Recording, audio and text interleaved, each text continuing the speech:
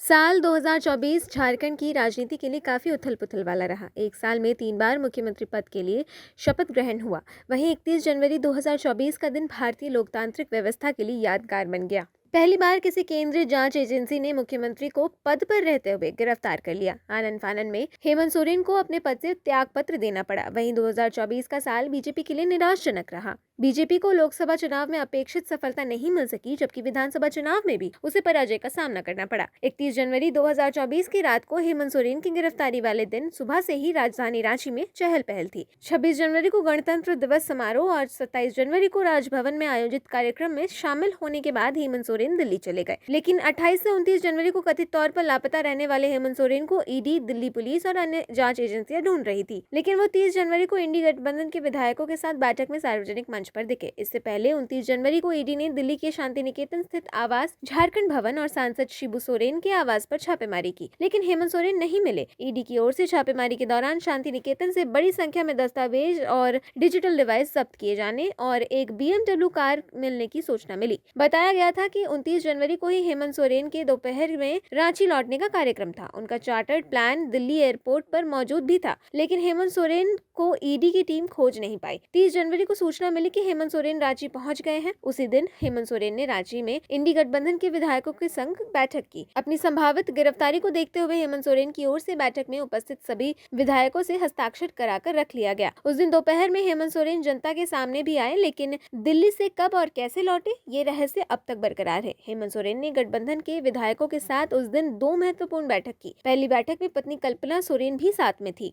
सत्ता पक्ष के सभी विधायकों ने अंतिम निर्णय लेने के लिए हेमंत सोरेन को अधिकृत कर दिया। वहीं एक अन्य समर्थन पत्र भी सभी विधायकों ने हस्ताक्षर कर दिया, लेकिन उस समय समर्थन पत्र में नेता पद के स्थान को खाली रखा गया। 30 जनवरी 2024 को रांची स्थित सीएम आवास में सुबह से ही गहमा गहमी का माहौल था। हेमंत सोरेन ने सुबह में सत्ता पक्ष के सभी विधायकों के साथ बैठक की। इस बैठक में सभी मंत्री और गठबंधन में शामिल दलों के वरिष्ठ नेता भी पहुंचे। वहीं दोपहर 1:18 पर ईडी के अधिकारियों की टीम सीएम आवास पहुंची। करीब 7 घंटे से अधिक समय तक ईडी के अधिकारी हेमंत सोरेन से पूछताछ करते रहे। रात 8:30 पर हेमंत सोरेन अपने आवास पर राजभवन के लिए निकले। रात 8:35 पर हेमंत सोरेन राजभवन पहुंचे और अपना त्याग पत्र राज्यपाल को सौंप दिया। इसके बाद चंपाई सोरेन के नेतृत्व में गठबंधन के नेता राजभवन पहुंचे और नई सरकार बनाने का दावा पेश किया। ईडी के अधिकारी राजभवन से ही हेमंत सोरेन को साथ लेकर एयरपोर्ट रोड स्थित जोनल ऑफिस पहुंचे, जहां मेडिकल टीम ने हेमंत सोरेन के स्वास्थ्य की जांच की।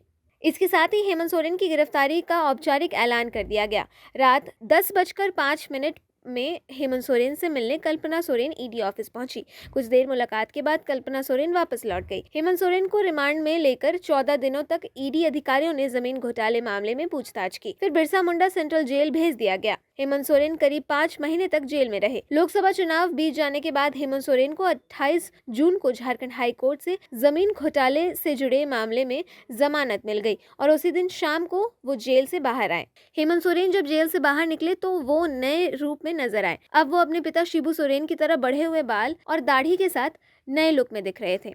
जेल से रिहाई के वक्त उनकी पत्नी कल्पना सोरेन भी साथ मौजूद थी, लेकिन सीएम चंपाई सोरेन वहां नजर नहीं आए। 28 जून को जेल से बाहर आने के साथ ही मुख्यमंत्री चंपाई सोरेन पर कुर्सी छोड़ने का दबाव बढ़ने लगा। चंपाई सोरेन के सारे सरकारी कार्यक्रमों को पार्टी नेतृत्व की ओर से स्थगित करने की घोषणा कर दी गई।